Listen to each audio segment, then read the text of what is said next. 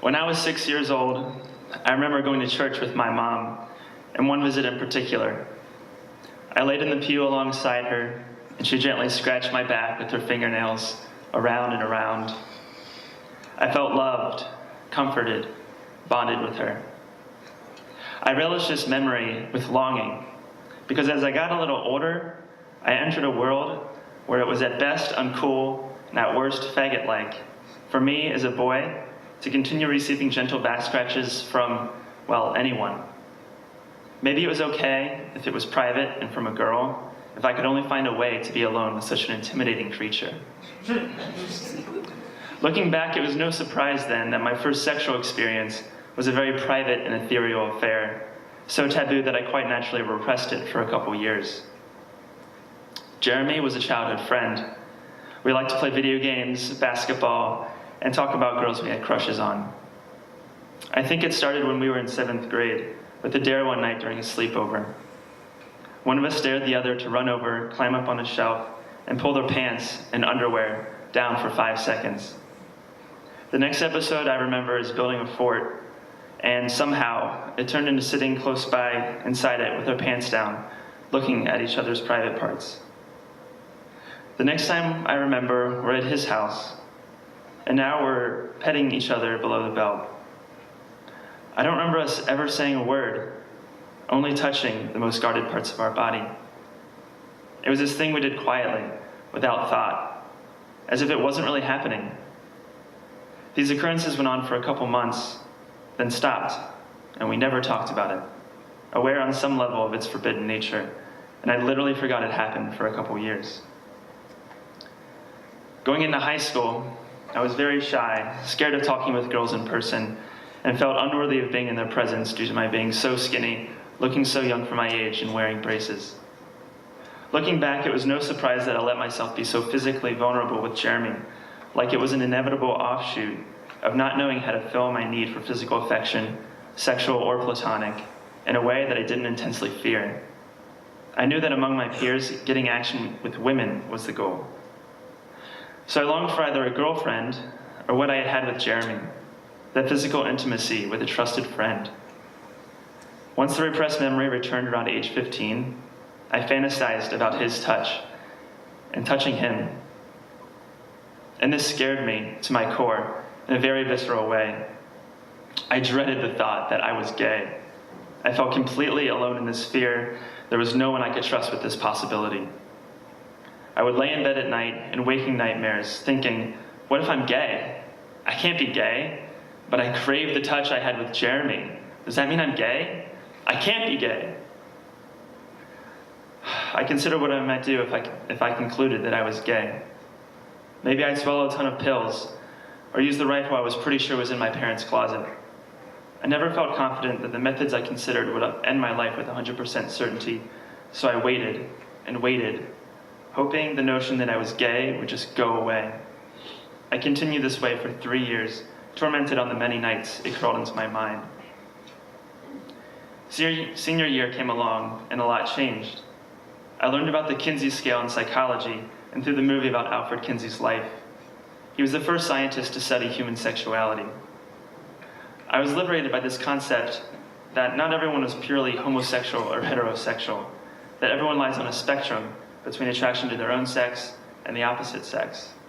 Who I found attractive could be more fluid. I had my first sexual encounter with another young woman, though it was during a truth or dare game. Nevertheless, it was gratifying, and I latched onto this new central memory to dislodge the shameful ones with Jeremy. And though I became aware that I leaned more towards physical attraction to women, I learned that there were others deeply struggling to cope with what it could mean for their lives to not lean heterosexual. During a high school retreat, a classmate friend of mine who was a retreat leader broke down at the podium before starting his talk.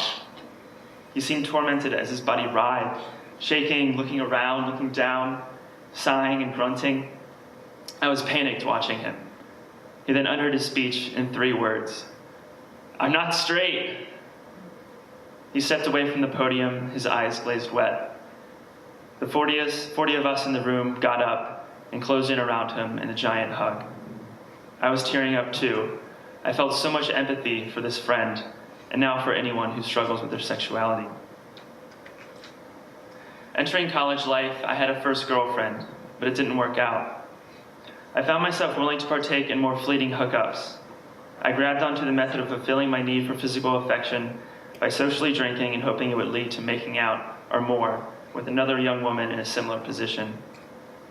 I didn't admit it to myself at the time, but I was using women to get a fix of affection and the thrill of being physically vulnerable with another person. I understood that this was considered acceptable, even admirable, by most of the other guys I knew. I felt alive and proud to get some, on the one hand, but on the other, I felt trapped in a tendency to use and be used, when what I really wanted, a way to be physically affectionate in my relationships, was out of reach. How could I touch and be touched if I wasn't in a romantic relationship with a woman, and I didn't want to use anyone? It seemed hopeless. I was afraid of being affectionate with my guy friends. I didn't want them to think for a moment that I was gay. And it's not like I could just start touching women I knew and be a creep. How could I bring it up without seeming needy? But I knew I needed touch.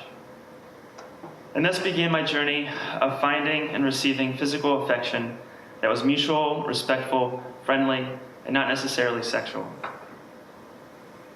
About a year after college, I moved into a LARSH home as a caregiver assistant in Jacksonville, Florida.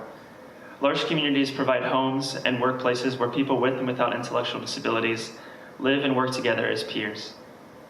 Some of the friends I met there became my teachers in the realm of healthy and friendly touch.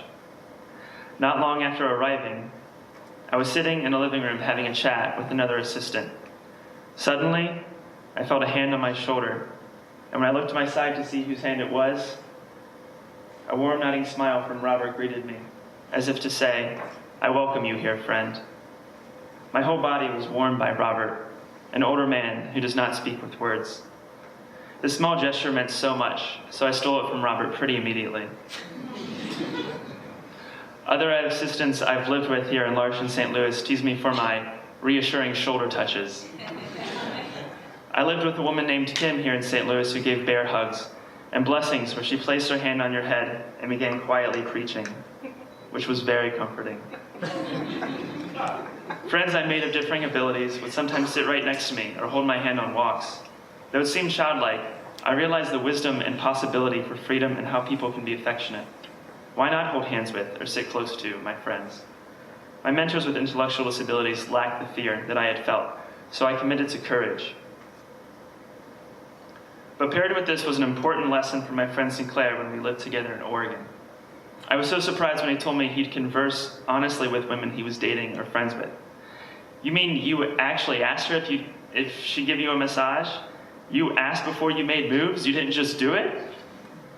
I was opened by Sinclair to a world of courageously asking, with a true openness that the other might say no.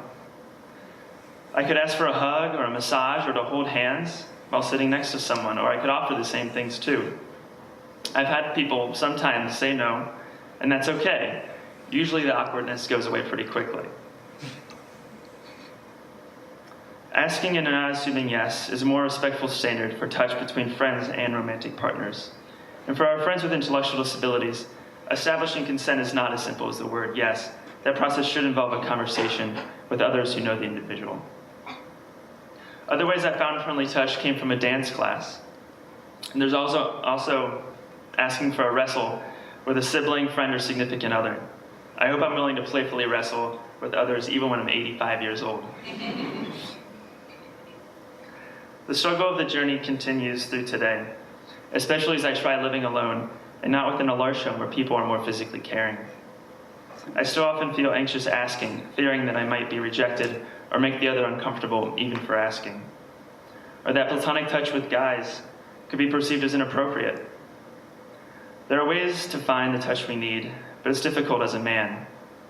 I find it's a challenging path to healthy touch in a society that promotes either puritanical or careless treatment of our bodies, but it's one worth walking, because life has been better for me with more touch.